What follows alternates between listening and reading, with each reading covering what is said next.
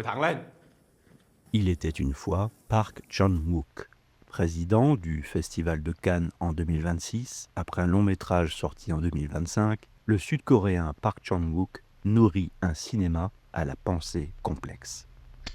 Dès son premier long métrage, en 92, The Moon is the Sun's Dream, Park Chan-wook, qui fut d'abord critique de cinéma, a le sens de la fragmentation, aimant passer du coq à l'âne avec un sens photographique des visages humains.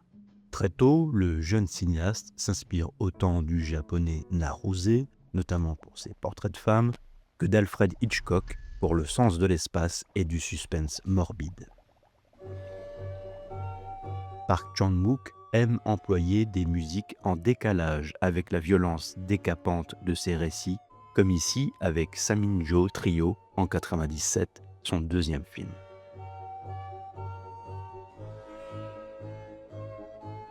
Son cinéma, dit de genre, ne rencontre le succès qu'en 2000 avec J.S.A. L'ouverture du film, entre ombre et lumière, nous intime d'emblée d'être attentifs et de percer ce qui est obscur. Ce prologue s'inscrit en quelque sorte dans le sijjo, cette forme poétique coréenne courte liée à tous les éléments.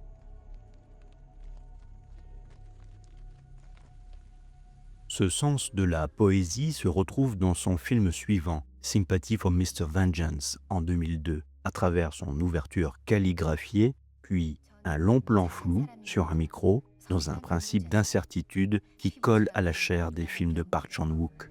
절 미래에 보내려고 누나는 진학도 포기하고 공장에 들어갔습니다.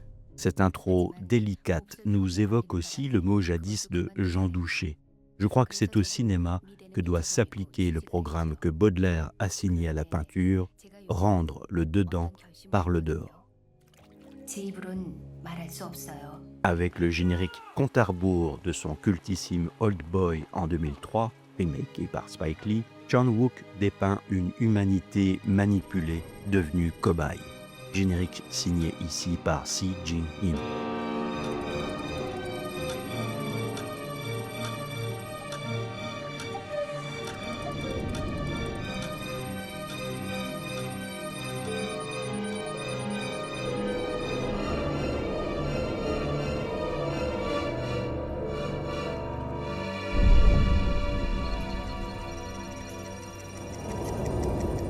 Dans Je suis un cyborg en 2006, l'être humain, ne se sentant plus vraiment humain, mais aliéné et mécanisé, est retranscrit ici par un générique réalisé par Jeong-young Lee. Rappelant le travail du graphiste Robert Dawson et du compositeur Danny Elfman sur les ouvertures de Tim Burton en mécanique poétique.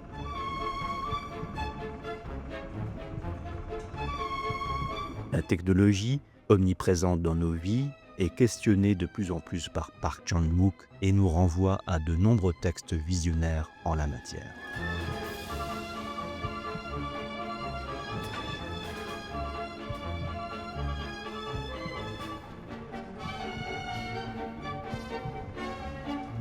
Avec Stalker en 2013, tourné pour Hollywood, le cinéaste tente d'imprimer sa marque sur son film malgré tout, en jouant avec les mouvements, les mentions et même les arrêts à l'écran.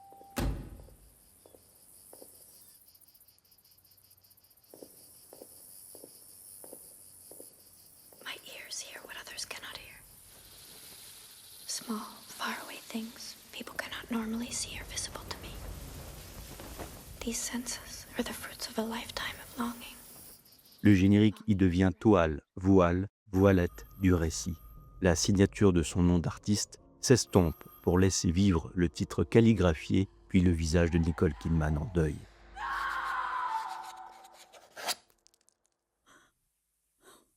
Et c'est une goutte de sang qui lancera le générique de fin du haut vers le bas contre les normes habituelles. Tout commence et tout finit par le langage, disait Georges Perros.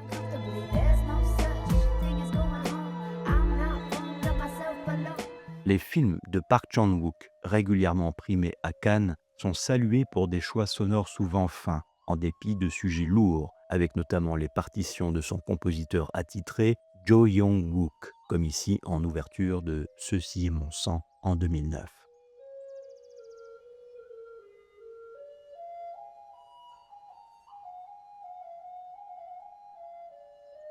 Appréciez également le tout début de Mademoiselle en 2016. Ou encore la flûte inaugurale en 2022 pour Decision to Leave. Le générique n'y est pas seulement lieu de lecture, il est aussi l'espace-temps de l'écoute, méditation avant la tempête.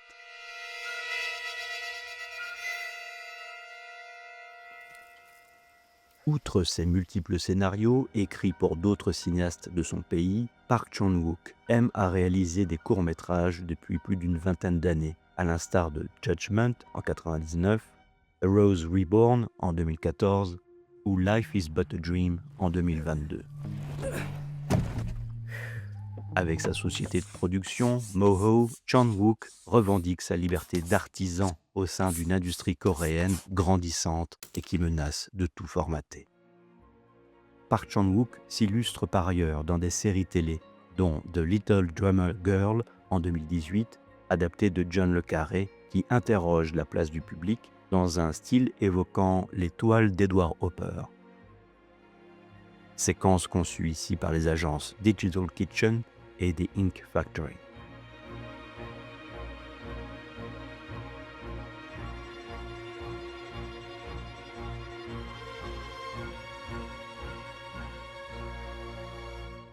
En 2023, avec Le Sympathisant, produit par Robert Downey Jr. et sa femme, Park Chan-wook détourne le logo HBO en argentique, puis nous explique les guerres du Vietnam.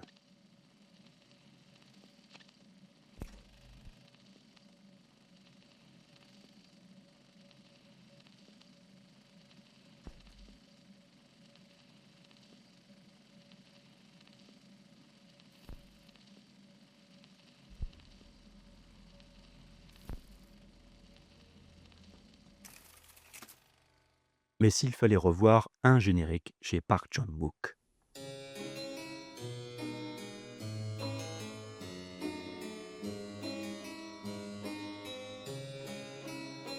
Branche, larmes, sang ouvre Lady Vengeance en 2005, portrait de femme dont le cinéaste a le secret. Selon Park, il faut du mélange pour prendre le public à contre-pied. Avec cette introduction faussement douce, le film se met à penser et le public à travailler.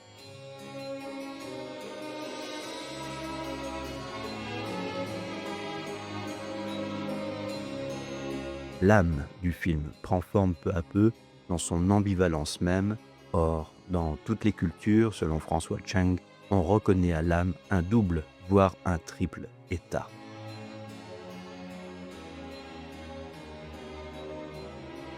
Le début du film se fait ici événement, étincelle initiale nécessaire à la transformation de l'esprit, dirait Paul Valéry.